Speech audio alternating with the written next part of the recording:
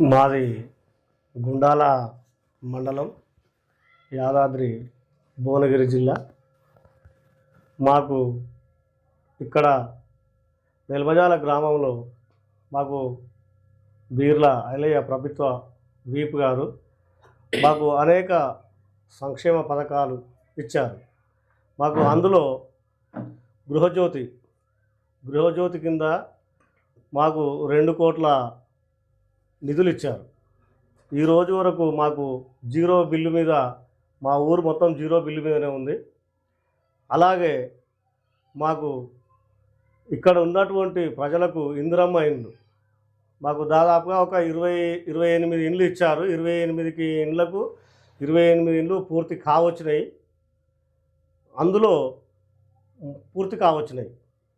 అందులో మాకు ఇక్కడ ఉన్నటువంటి సీసీ రోడ్లు మాకు ఒక ఎస్సీ కార్పొరేషన్ కింద, ఎస్సీ సప్లాన్ కింద మాకు 10 లక్షల సీసీ రోడ్లు ఇచ్చారు. ఆ సీసీ రోడ్లు పోయడానికి మా ఊరి గ్రామ సర్పంచ్ గారు మాకు ఇంతవరకు ఇక్కడ సీసీ రోడ్లు కంప్లీట్ చేయడానికి మాకు ఎటువంటి సహకారం లేదు. అలాగే మాకు ఏ ఒక్క చిన్న వర్క్ వచ్చినా కానీ ఆ వర్క్ చేయడం లేదు. ఏమన్నా అంటే మాకు ఏం తెలియదు, మేము ఎట్లా చేయాలి, మేము చేయలేము, మేము చేస్తే మాకు బిల్లులు ఇవ్వరు, మేము చేయము అని మా ఊరు గ్రామ సర్పంచ్ ఏమున్నా ఇదే మాట చెప్తున్నారు. ఇక్కడ నిన్న గ్రామ సభ జరిగినా కానీ గ్రామ సభలో కూడా మా గ్రామ సర్పంచ్ గ్రామ సభలో కూడా పాల్గొనలేదు నిన్న. అలాగే మాకు ఇక్కడ నుంచి రోడ్లు మంజూరు చేశారు మా ఎమ్మెల్యే గారు, మాకు రోడ్లు ఓకే చేశారు. అదొకటి. ఇక్కడ మాకు వెల్మజాల గ్రామంలో ఏ ఒక్క చిన్న వర్క్ ఉందన్నా, ఏదో ఒక చిన్న పని ఉందన్నా మాకు ఎమ్మటే స్పందించి, ఎవరికన్నా ఆపద సాపత ఉందన్నా కానీ మా ఎమ్మెల్యే గారు మాకు వచ్చి ఎమ్మటే మాకు స్పందించి నేనున్నా మీకు అని మాకు ఒక అభయం ఇస్తున్నారు. అలాగే మాకు ఇక్కడ ఏ చిన్న సమస్య ఉన్నా నేనున్నా అని చెప్పి మాకు మాత్రం చాలా అందుబాటులో ఉంటున్నారు. సార్, కాంగ్రెస్ పార్టీ అధికారంలోనే 6 గ్యారెంటీలు ప్రవేశపెట్టింది. ఆ 6 గ్యారెంటీలు ఇక్కడ ఏ విధంగా అమలవుతుంది? మాకు కాంగ్రెస్ పార్టీ వచ్చిన తర్వాత 6 గ్యారెంటీలలో మాకు బస్సు, మాకు 600 మా ఊర్లో 600 మంది మహిళలు మా అక్క చెల్లెళ్ళు ఫ్రీ బస్సులో ప్రయాణం చేస్తున్నారు సార్. మాకు దాంట్లో ఎలాంటి ఇబ్బంది లేదు. మాకు ఎందుకంటే మా పేద బడుగు బలహీన వర్గాలకు మాకు అందినది ఏంటంటే మాకు మేజర్గా మాకు బస్సు సౌకర్యమే. ఎందుకంటే మాకు పెద్ద పెద్ద పారిశ్రామికవేత్తలతో పోటీ పడంతా మాకు లేదు. కానీ ఈ బస్సు సౌకర్యం మాకు 100కు 100% ఈ ఒక్కదాని విషయంలో మా గ్రామం నుంచి మాత్రం మాకు 6 నుంచి 700 మంది మహిళలు డైలీ ప్రయాణం చేస్తున్నారు. ఇది మాకు చాలా అందుబాటులో ఉన్నది. ఇంకోటి ఏంటంటే మాకు ఇక్కడ ఉన్నటువంటి ఏ సంక్షేమ పథకాలు మొదలు పెడదామన్నా మాకు ఇక్కడ ఉన్నటువంటి సర్పంచ్ గారు మాకు ఎక్కడ సహకారం చేస్తలేరు. ఎందుకంటే మాకు ఒక ఇంకుడు గుంత వచ్చింది. ఆ ఇంకుడు గుంతను చేసే అటువంటి పరిస్థితి కూడా ఇక్కడ లేదు. ఇక్కడ మేము గత ప్రభుత్వంలో కొన్ని వర్కులు చేసినాం. ఆ వర్కులకు మా కాంట్రాక్ట్ వచ్చేసి సంఘి భాస్కర్ గారు. కాంట్రాక్టు ఇప్పటికి 1,50,000 వర్క్ చేశారు. ఆయనకు బిల్లు శాంక్షన్ అయింది.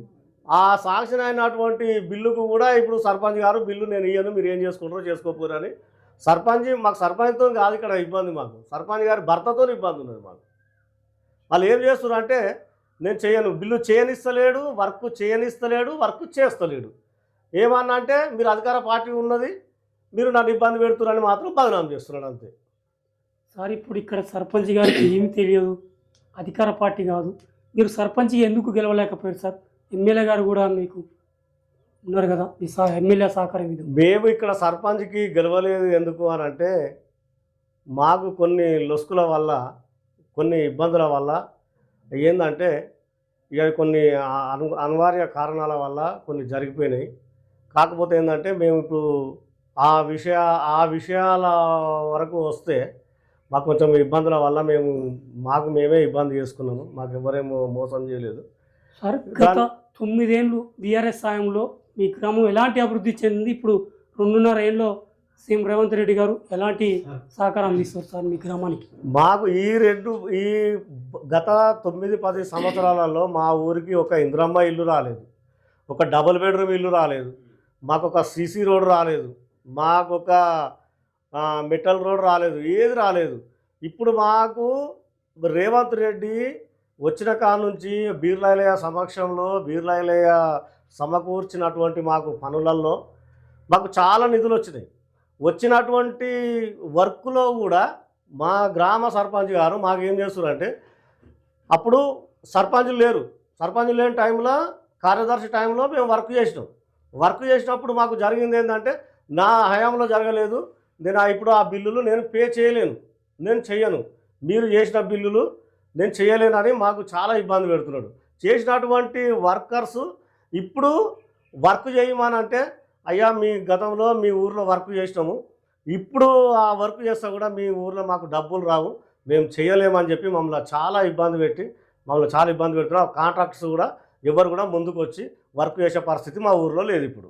సార్ ఇక్కడ డ్రైనేజ్ వ్యవస్థ కానీ సీసీ రోడ్లు కానీ ఇంకా కంప్లీట్ కాలేదు, దీనిపైన మీ అభిప్రాయం సార్? మా అభిప్రాయం ఏంటంటే, మాకు సీసీ రోడ్ ఉన్నది, డ్రైనేజ్ వ్యవస్థ ఉన్నది, మాకు ఎమ్మెల్యే గారు ఉన్నారు, ఎంపీ ఉన్నారు, ముఖ్యమంత్రి ఉన్నారు, అందరు ఉన్నారు. కానీ అన్నీ ఉన్న అల్లుని నోట్లో శని ఉన్నట్టు మా ఊరు పరిస్థితి ఇంతవరకు దిగజారిపోయింది. ఎందుకంటే మాకున్నటువంటి సర్పంచ్ మాకు ఏం చేస్తున్నాడంటే, కనీసం రావయ్యా పోయి కనీసం సర్పంచ్ గారు రండి, పోయి ఏ పార్టీ అని కాదు, పార్టీలకు అతీతంగా పార్టీలతో మనకు పని లేదు, మన గ్రామాన్ని అభివృద్ధి చేద్దాము, మీరు రండి, మీరు వచ్చి మనం ఎమ్మెల్యే గారి దగ్గరికి పోదాము, ఎమ్మెల్సీ దగ్గర పోదాము, ఎంపీ గారి దగ్గర పోదాము, పోయిన తర్వాత మనకు ఏదో ఒకటి మనకు వర్క్ ఇస్తారు, మన వర్క్ చేసుకొని మన ఊరిను అభివృద్ధి పదంలో నడిపిద్దామనంటే వాళ్ళకు మీరు చెప్పిన కాడికి మేము రావాలన్నా అనేది వాళ్ళకి ఇంట్రెస్ట్ లేదు. నేను ఒక సర్పంచ్ని, నేను చెప్పింది మీరు వినాలి, మీరు చెప్పిన కాడికి నేను వస్తానా అనేది వాళ్ళకి ఇంట్రెస్ట్ లేనప్పుడు దానికి మేము ఏం చేయాలో మాకు అర్థం కాక మేమే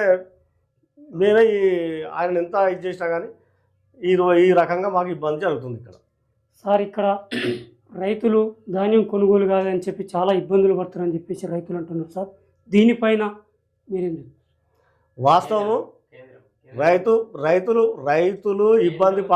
రైతులు ఇబ్బంది పడుతున్నారా లేరా అనేది ఇక్కడ ప్రతి ఒక్క రైతుకు తెలుసు. వాస్తవంగా జరిగినది ఏంటంటే, మన గ్రామానికి ఉన్నటువంటి అధికారి కరెక్ట్ ఉండాలి. ఫస్ట్ మన గ్రామ అధికారి కరెక్ట్ ఉండి, మన గ్రామ సర్పంచ్ కరెక్ట్ ఉండి, మనకు ఏం తక్కువ అవుతుంది, మనకు లారీలు వస్తలేవా, ధాన్యం పోతలేదా, కొనుగోలు జరుగుతలేదా, లేదు అని అంటే మనకు ఇక్కడ ఉన్నటువంటి లేబర్తో ఏమైనా ఇబ్బంది ఉన్నదా అనేది ఒక గ్రామ పౌరునిగా గ్రామ సర్పంచ్ దాన్ని ప్రభుత్వం దృష్టికి తీసుకెళ్ళాలి అని అంటే, ప్రభుత్వాన్ని బదనాం చేయడం కోసం మా ఎమ్మెల్యే గారిని కానీ సీఎం గారు రేవంత్ రెడ్డి గారిని కానీ బదనాం చేయడం కోసము సర్పంచ్ అనే వ్యక్తి ఈ రోజు వరకు కూడా అసలు ఏం జరుగుతుంది అనే ప్రసక్తి కానీ, ఏం జరుగుతుంది అనే అటువంటి వీలు కానీ ఇంతవరకు అసలు రైతుల దగ్గరికి పోయి ఏం జరుగుతుంది, పార్టీలు పక్కకు పెడదాం, అది ఏ పార్టీ అనేది కాదు, రైతు అనేటోడు అన్ని పార్టీలకు సమానం,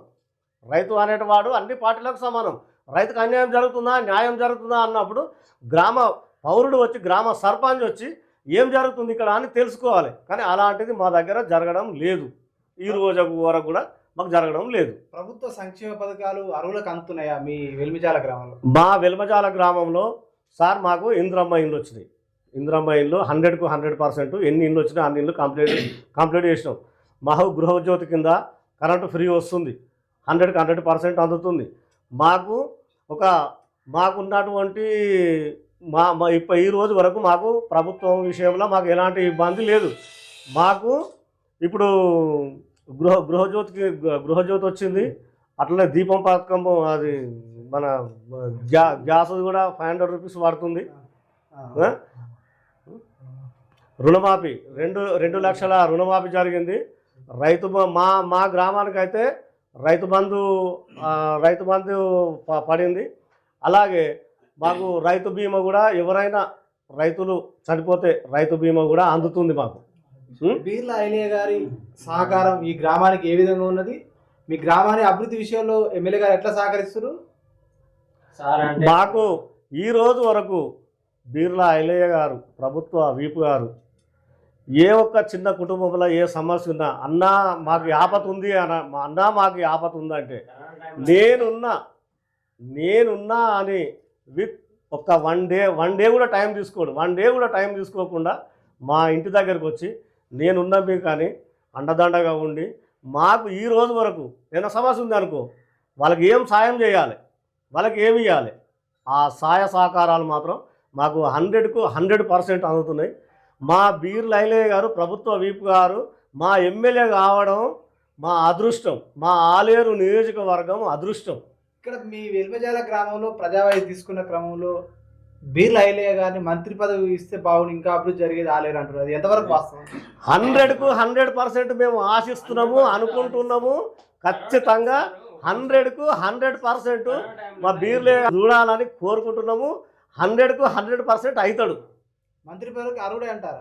పక్క 100కు 100% మంత్రి పదవికి అర్హుడు, మంత్రి అవుతాడని మా రేవంత్ రెడ్డి గారి సహకారం వల్ల మంత్రి పదవి వస్తుందని మేమందరం ఆ యొక్క లక్ష్మీ నరసింహస్వామిని వేడుకుంటున్నాం.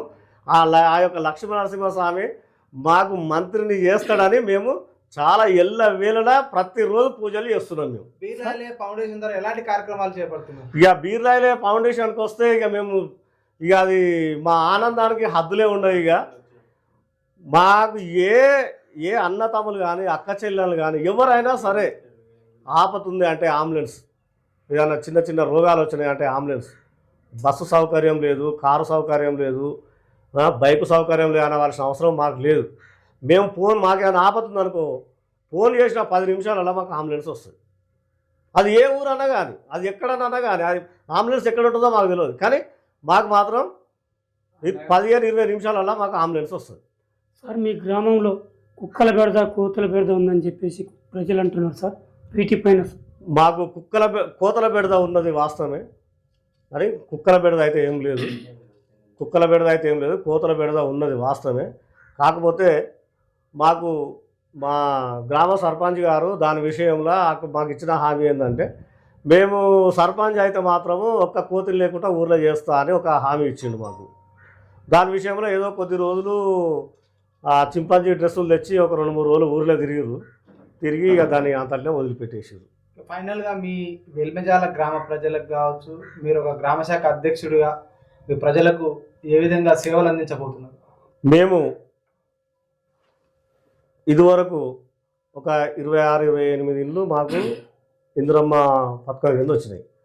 ఇప్పుడు ఒక 30 నుంచి ఒక 40 ఇళ్ళు మా ఎమ్మెల్యే గారితో మాట్లాడి ఆయన బతిలాడి బామాడి కాలేలు పట్టుకొని అయినా సరే మా ఊర్లో ఒక గుడిసెలు కూడా లేకుండా ఒక గుడిసె నిర్మూలన వెల్మజాలగా మార్చాలనేది మా ఆలోచన. మాకు అది ఏ పార్టీ, ఏ మతం, ఏ కులము అనేది మాకు సంబంధం లేదు. మా ఎమ్మెల్యే గారు మాకు చెప్పిన విద్య ఏంటంటే మీరు పార్టీలు కులాలు వాడు ఓటేసిండు మనకు ఓటు వేయలేదు అని మాట్లాడవద్దు. మనం ఎవడు పేదోడు ఉంటాడో వాడు అర్హుడు. మనకు ఒక మనిషి చనిపోయిండు, ఆ మనిషికి క్వింటల్ బియ్యం ఇవ్వాలి మనం, అంతే. ఇక ఒక బిడ్డ పెళ్లి చేసుకుంటుంది, ఆ బిడ్డకు ఒక 5,000 ఇవ్వాలన్నా 10,000 ఇవ్వాలన్నా, లేకపోతే ఆ బిడ్డ పెళ్లి చేసుకునే పరిస్థితిలో ఉంటే ఒక 1,00,000 రూపాయలు ఇవ్వాలన్నా, దానికి మడమ తిప్పడం మాట తిప్పడం తప్పడం మడమ తిప్పడం మా ఎమ్మెల్యే గారికి ఉన్నటువంటి అలవాటు అది. కాకపోతే మా ఎమ్మెల్యే గారు మా నియోజకవర్గంలో పుట్టడం మా అదృష్టం, మా వెల్మజాల మా ఆలేరు నియోజకవర్గం అదృష్టం మాది. విద్యా వైద్యం మీ గ్రామంలో ఏ విధంగా ఉన్నది సార్? విద్యా వైద్యానికి వస్తే సార్ మాకు మా ఎమ్మెల్యే గారి సూచనలు ఏంటంటే మాకు బొకేలు వద్దు, మా బుక్స్ పంపిణీ చేయరు. ఈరోజు మా ఎమ్మెల్యే గారి పుట్టినరోజు, నా దగ్గరికి ఎవరు రావడం అవసరం లేదు, మీరు ఏం చేయడం అవసరం లేదు. కానీ మన పార్టీ సింబల్ మీద మన పార్టీ కోసం, మన పిల్లల కోసం, మన పిల్లల భవిష్యత్తు కోసం మనం చేయవలసిన పని ఏంటంటే మనం బుక్స్ పంపిణీ చేయాలి, మనం చదివిపియాలి. మనకు చదువు లేకున్నా సరే మనం చదివిపియాలి అనేది మా ఎమ్మెల్యే గారి కాన్సెప్ట్. అది సార్ మా ఎమ్మెల్యే గారి కాన్సెప్ట్ అది. మా బీర్లా ఫౌండేషన్ నుంచి చెప్తున్నాం కదా, మేము ఎల్లవేళలా మర్చిపోలేని విషయం మా బీర్లా ఫౌండేషన్ నుంచి. ఎందుకంటే ఏ రాత్రి ఆపత వస్తుందో తెలియదు. నా ఇంట్లో బండి ఉంటుంది కానీ నా బండిలో పెట్రోల్ ఉంటుంది. నా భార్యని హాస్పిటల్ తీసుకుపోవాలంటే ఒక్క ఫోన్ కొడితే 10 నిమిషాలలో అంబులెన్స్ వస్తుంది ఇక్కడికి. అంటే మా దగ్గర అంత నిరుపేదలం ఉన్నాం మేము. ఏ ఒక్క నిరుపేద కుటుంబానికి కూడా హాని జరగకుండా ఉండాలంటే మా బీర్ల ఐలయ్య, మా బీర్ల అనితమ్మ గారుల సహకారంతో మేము చాలా మంచిగా బతుకుతున్నాం. ఇంకా ముందు రాబోయే రోజులలో ఇంకా మరిన్ని సంక్షేమ పథకాలు మాకు తీసుకొచ్చి మాకు మంచి చేస్తాడని మేము కోరుకుంటున్నాం. మా వెల్బజాల గ్రామం తరపున మా సార్ను మంత్రిగా చూడాలనేది మా చిన్న ఆవేదన. Okay sir, thank you.